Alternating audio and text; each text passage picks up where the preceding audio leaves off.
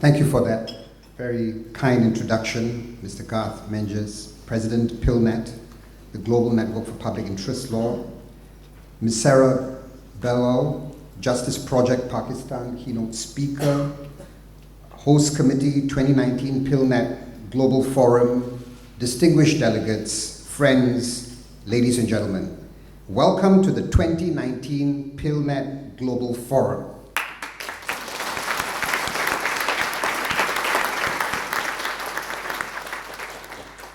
As I shared in my welcome message, I'm thrilled that this is the inaugural Global Forum hosted outside Europe.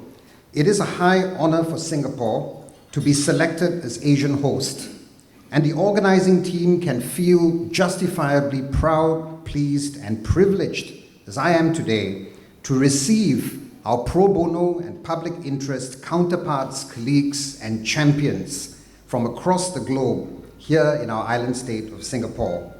And so the team of Irina Akinjeva, Rod Brown, Matthew Coughlin, Elizabeth Cole, Peter Lowe, Asher Gohl, Brenda Hannigan, Matthew Lay, June Lim, Tongi Lim, Marie Maiskaf, Randall Orr, Kaya Proudian, Desi Selassie, Sherilyn Tan, and Helena Whalen Bridge. Take a bow. Thank you, everyone.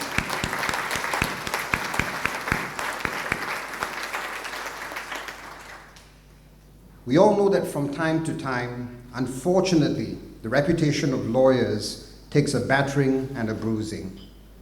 If lawyers are found guilty of molest or of bashing up colleagues, sadly, they bring the profession into disrepute, especially when news spreads like wildfire after media coverage and online chatter.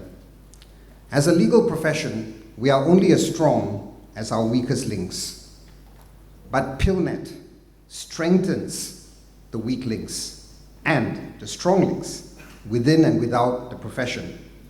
Your mission, as I read, is to create opportunities for social change by using a golden key to unlock the law's full potential.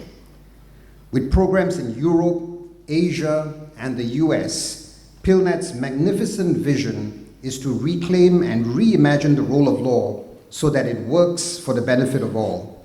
And so kudos to PILnet's Board of Directors and Pro Bono Leadership Council for sketching that vision for all of us.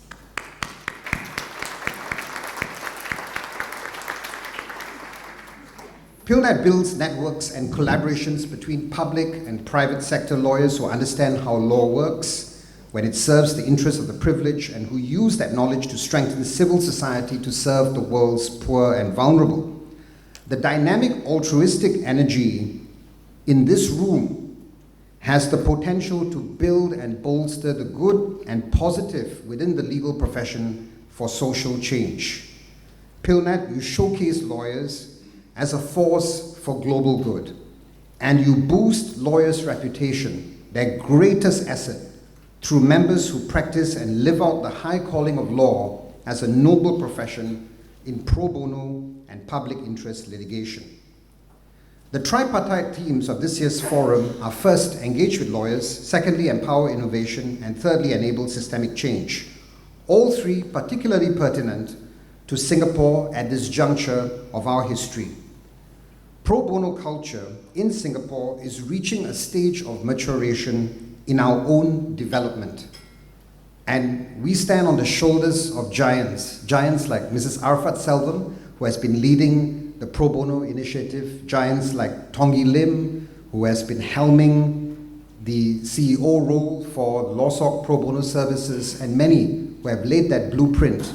And we stand on the shoulders of those giants. But I believe that the Pro Bono movement will be energized and enhanced by the wide range of events and discussions to be held over the course of this forum, which promises to meaningfully move the dial.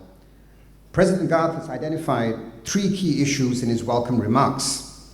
Suzanne Turner and Heng Pin Kiang, PILnet Board co-chairs, have helpfully unpacked the tripartite themes in their welcome message. Engaging lawyers, that is a means to an end, to focus on the many ways to engage the legal profession to protect and advance the needs of vulnerable global communities. Sit back, be edified and enthused by the productive innovative, and just-in-time delivery of justice by teams of law students, NGO lawyers, law firm partners, and other legal professionals. This is indeed a many helping hands approach by a global community. And I remember seeing this side-by-side, hand-in-hand approach firsthand when I visited Sydney and attended at Salvos Legal's law firm, where you had lawyers, who were on top of their game in terms of practice areas, working side by side with the pro bono practitioners in mutual respect with a common vision of trying to do good. And that is indeed what we are seeing with this entire amazing team before me, the ability to work side by side, hand in hand, to impact the community. You've heard the famous African proverb, it takes a whole village to raise a child. But I say to you, it takes a whole global village to raise standards of justice. And it is that teamwork at a time of unilateralism that will make the global dream work. On the second theme, empowering innovation in the legal community, the key questions are, what is the future role of lawyers in protecting our future, contending with the climate crisis that President Garth has spoken about, and redesigning pro bono for a digital future, advancing the interests of civil society and communities. It's about harnessing technology to enhance access to justice, from big data, data analytics, artificial intelligence, and yet being keenly aware of the biases that come with that, and being able to stay relevant and yet attuned to ways in which it can all go wrong. And I had this wonderful, amazing sort of anecdotal experience.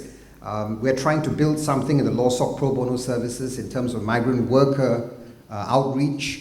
And when we hosted a quarterly meeting with the various migrant worker organization representatives, some of whom are in the room, Douglas McLean, my friend from Justice Without Borders, right over there, is part of that too. And we were listening to the problems in the morning about what the volunteers were facing on the ground, from interpretation issues to reach out to the migrant workers, to how do you ensure access to justice. And that was the problem in the morning. In the evening, I attended a competition organized by Wong Partnership and featuring various law students who were developing apps on how do you deliver this justice to the migrant workers on the ground in terms of the interpretation problems and using decision trees in a way that was comprehensible and clear for the migrant worker community.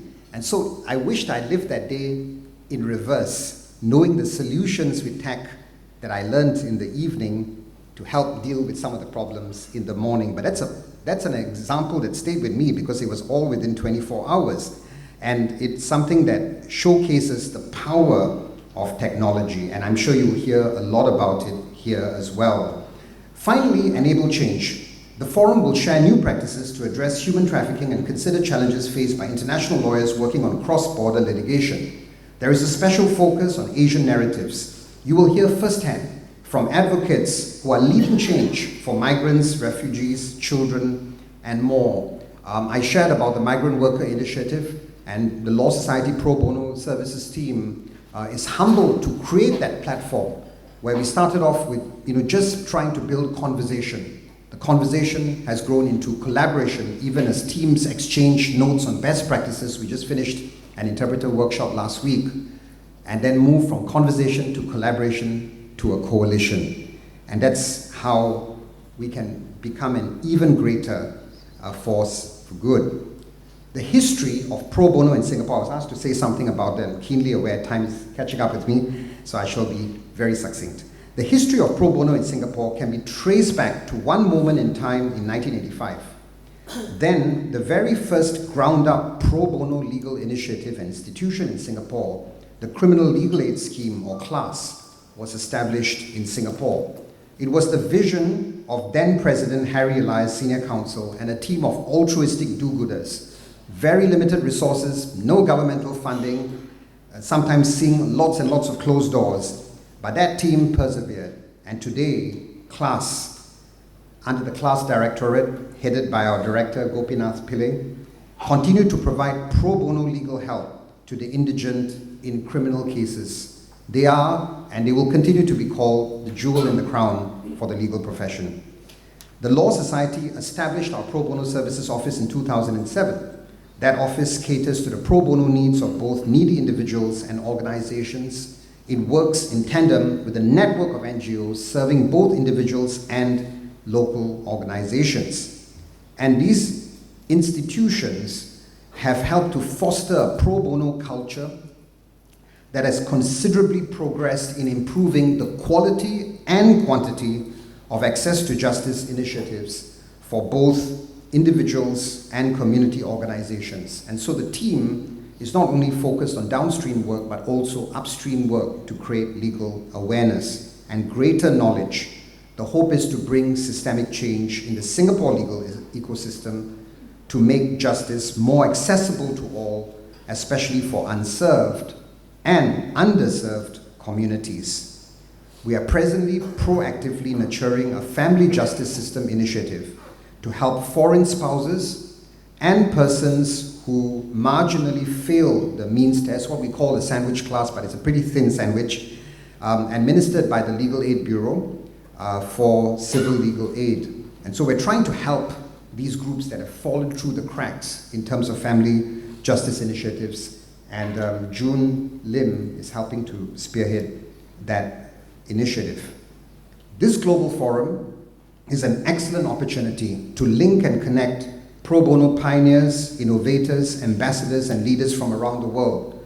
We can mutually share insights and experiences with one another to edify, encourage, and educate. And I know the teams have already been doing that, because yesterday at the network reception I heard about the way in which the sessions yesterday were a huge success, with the notes that were shared about pro bono clearinghouses and so on.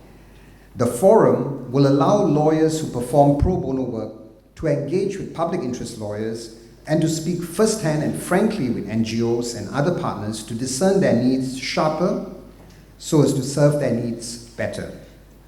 We have an invaluable opportunity in our hands to create a global virtual movement of legal practitioners, pro bono and public interest, who do good well. Side by side and hand in hand, as I shared earlier, we can indeed be a force for global good as a global law firm. Author Germany Kent's counsel was, and I quote, "to live your life in such a way that you'll be remembered for your kindness, compassion, fairness, character, benevolence, and a force for good, who had much respect for life in general." Every single one of us in this room have that opportunity to be a force for good through the efforts of PILnet.